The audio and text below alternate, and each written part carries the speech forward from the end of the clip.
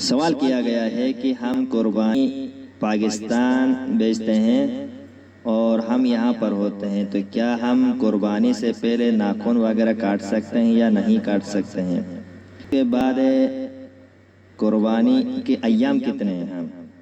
تو اس میں دو سوال ہیں کہ قربانی کے دن تو یہ ہے کہ 10 ذوالحجہ سے لے کر 12 ذوالحجہ کے عصر تک ہے۔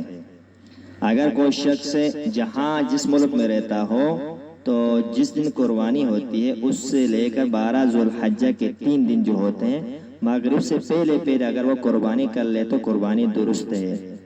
اگر مغرب کے بعد قربانی کر لیتا ہے تو وہ قربانی درست نہیں ہے، کیونکہ قربانی کا ٹائم ختم ہو جاتا ہے، مغرب کے بعد دوسرا دن شروع ہو جاتا ہے۔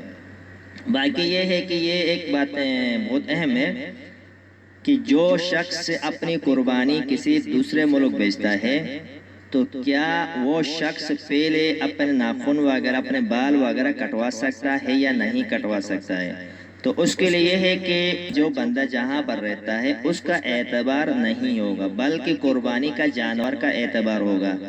اگر آپ نے قربانی پاکستان میں بھیجا ہے تو جب تک وہ قربانی نہیں کرتا ہے اس سے پہلے ناخن کٹوانا یہ سنت کے خلاف ہے۔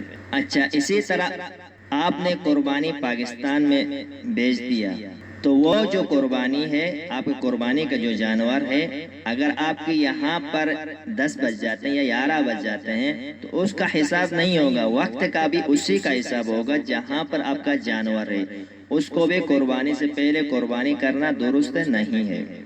اچھا، تیسرا سوال کیا ہے کہ قربانی کے جانوروں کی عمریں کتنی ہونی چاہیے؟